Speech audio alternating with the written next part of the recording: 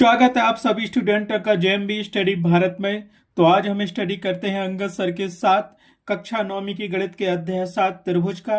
ये त्रिभुज का भाग नंबर 24 है, जिसमें हम जानेंगे प्रश्नावली 7.3 के भाग 4 में प्रश्न क्रमांक 4 का संपूर्ण हल। इससे पहले यदि आपने हमारे चैनल को सब्सक्राइब नहीं किया है तो सब्सक्राइब कीजिए, ताकि इसी प्रकार की सभी वीडियो आपको सबसे पहले मिल सके। तो आइए हम देखते हैं क्वेश्चन नंबर 4 क्या कहता है। प्रश्न नंबर 4 कहता है कि बी और सी एफ एक त्रिभुज एबीसी के दो बराबर शीर्ष लंब हैं। आर एच एस सर्वांग समता नियम का प्रयोग करके सिद्ध कीजिए कि त्रिभुज एबीसी एक समद्विबाहु त्रिभुज है। अर्थात एबीसी त्रिभुज को समद्विबाहु त्रिभुज सिद्ध करने के लिए हमें उसकी दो भुजाएं बराबर करनी होंगी। सो चाहे ए बी भुजा बराबर एसी कर दो या ए बी भुजा बराबर बीसी भुजा कर दो। ठीक है, हमें उसकी क्या है, दो भुजाएं बराबर करनी पड़ेंगी, जिससे वो सिद्ध हो जाएगा कि ये समद्विबाहु त्रिभुज है। तो सबसे पहले हम देखते हैं, जो हमें दिया गया है वो लिख लेते हैं, और जो सिद्ध करना है वो लिख लेते हैं और रचना कर लेते हैं। रचना हमें एक त्रिभुज की करनी है, ठीक है, जिसमें दो शीर्ष लंब बराबर है। तो हमें दिया गया है कि एबीसी एक त्रिभुज है जिसमें बी और सी एफ दो बराबर शीर्ष लंब है। अर्थात बी बराबर सी एफ, जिसको हमने समीकरण 1 माना, और हमें सिद्ध क्या करना है वो भी लिख लेते हैं। तो हमें सिद्ध करना है कि त्रिभुज एबीसी एक समद्विबाहु त्रिभुज है, और वो भी आर एच एस सर्वांग समता नियम का प्रयोग करके सिद्ध करना है। अर्थात क्या सिद्ध करना है, हमें इसकी दो भुजाएं से बराबर करनी है। अर्थात माना कि ए भी भुजा बराबर है ए सी भुजा के, ये हमें सिद्ध करना है। तो सबसे पहले तो हम रचना करेंगे, एक समद्विबाहु एक त्रिभुज की रचना करेंगे। जो दिया गया है उसके शीर्ष लंब बनाएंगे, ठीक है। तो क्या किया हमने, एक ए बी सी त्रिभुज बना लिया है ना। ए बी भुजा का शीर्ष लंब सी एफ हमने किया है, और ए सी भुजा का शीर्ष लंब बी हमने डाल दिया है, और यहाँ पे 90 डिग्री का दोनों एंगल बना रहे हैं, ठीक है। तो हम क्या करेंगे, इसमें हमें त्रिभुज लेना पड़ेगा, दो त्रिभुज, और वो भी समकोण कर्ण भुजा सर्वांग समता नियम का उपयोग करना है। और ये जो शीर्ष लंब दिए हैं ना, बी बराबर सी एफ, ये बराबर दिए हैं। हमें सिद्ध करना है कि ये भी भुजा ए सी के बराबर होगी, ठीक है। तो यहाँ पे ये समकोण त्रिभुज दिए हैं, तो हमें त्रिभुज लेना पड़ेगा पहले बी ई सी में, और दूसरा त्रिभुज लेना पड़ेगा सी एफ बी में, ये त्रिभुज।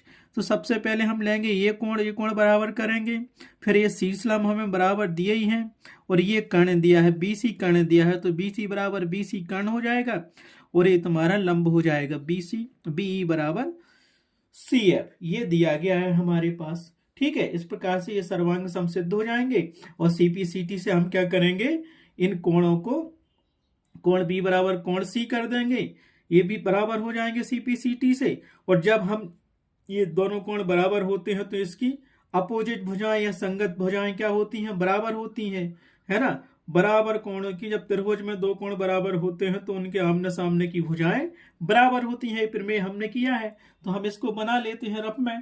कैसे बनाएंगे, सबसे पहले तो देखो, हमने ये जो त्रिभुज था पूरा एबीसी, कौन सा, ये पूरा डायग्राम बना लेते हैं। यही डायग्राम बना हुआ है बिल्कुल, और ये शीर्ष लंब और शीर्ष लंब बराबर है, ये 90 डिग्री का एंगल है, ये बराबर है, एक कर्ण हमारे पास बीसी कर्ण आएगा, ठीक है। तो इसको थोड़ा हम ऊपर करते हैं, फिर इसको अच्छे से बनाते हैं, अलग अलग बनाते हैं, हमें कौन कौन त्रिभुज लेना है और किन किन त्रिभुजों को सर्वांग सम करना है, क्योंकि शीर्ष लंब बराबर दिए हैं और कोण भी उसमें आ रहे हैं। हमें तो केवल ये करना है, ए सी और ए बी भुजा बराबर करनी है। तो पहला त्रिभुज तो हम ये लेंगे यहाँ से बीई सी में। बीई सी में हमें क्या मिलेगा, ये बीई सी में हमें मिलेगा यहाँ से, तो यहां से ये मिल गया, और हमने ये जोड़ दिया। ये क्या था हमारे पास, ई पॉइंट था, ये वाला बी हो गया, और ये सी हो गया, ठीक है। ये शीर्ष लंब था, बराबर था। दूसरा त्रिभुज, हम ये त्रिभुज तो ले लिया हमने, अब लेंगे ये वाला त्रिभुज।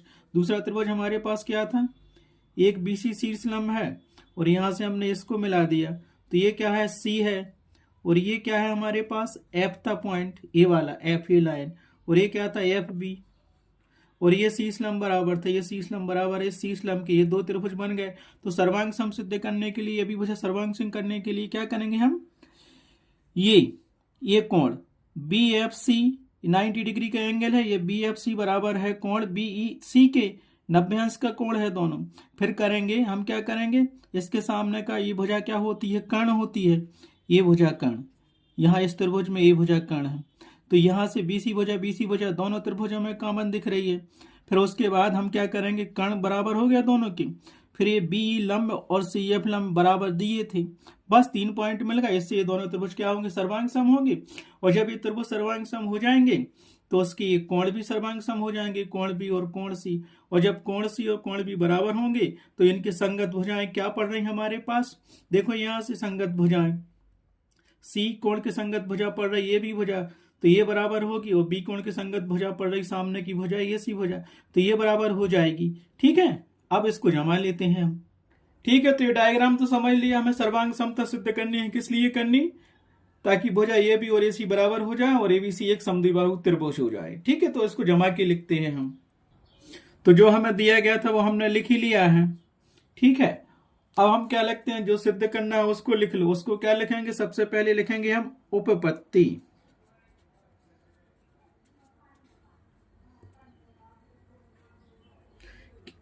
अब क्या लिखेंगे, हम दो त्रिभुज लेंगे बीईसी और वीएफसी।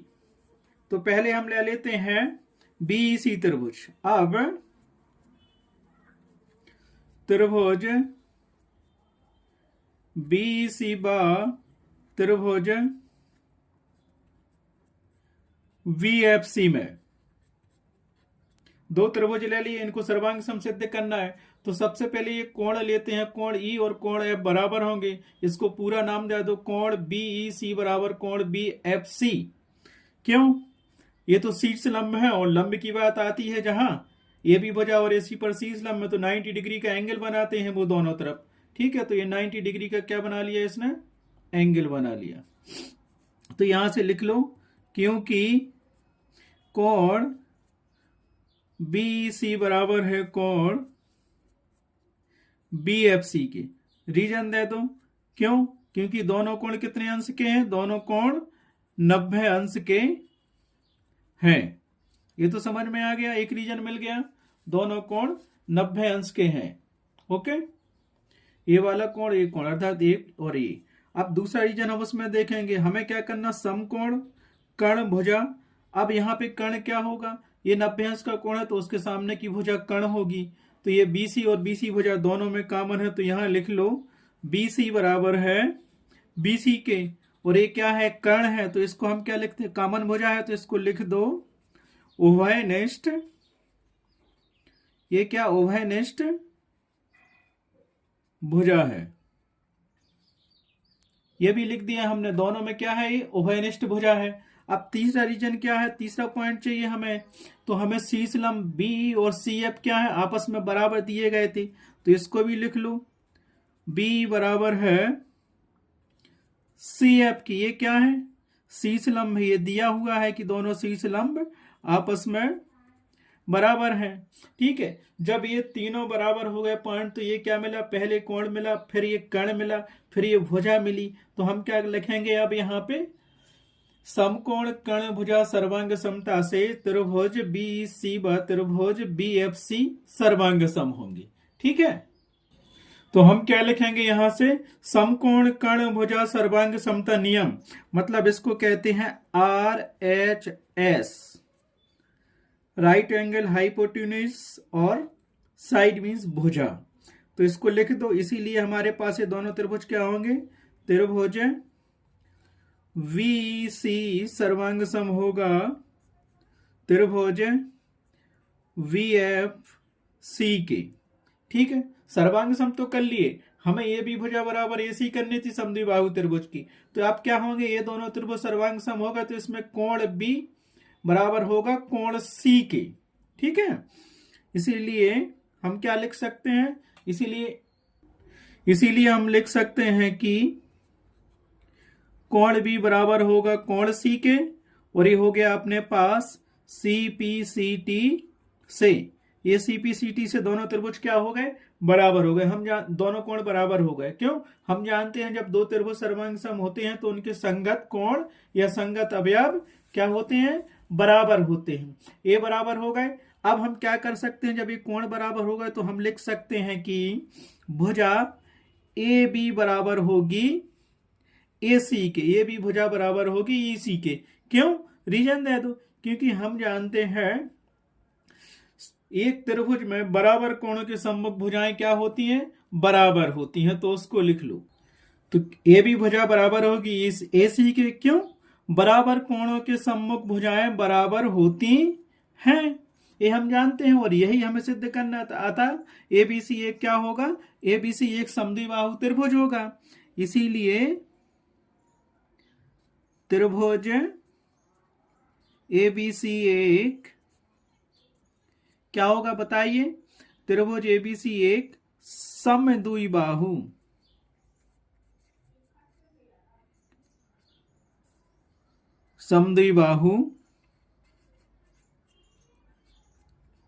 त्रिभुज होगा। यही हमें क्या करना था, सिद्ध करना था। तो यही हमें सिद्ध करना था कि त्रिभुज एबीसी एक समद्विबाहु त्रिभुज होगा, यही हमें सिद्ध करना था। सो हमने लिख दिया इति सिद्धम। इसी प्रकार प्रश्नावली 7.3 का एक क्वेश्चन नंबर 4 कंप्लीट हुआ। आज की वीडियो में इतना ही। नेक्स्ट वीडियो में देखेंगे हम नेक्स्ट क्वेश्चंस को। Thanks for watching my video.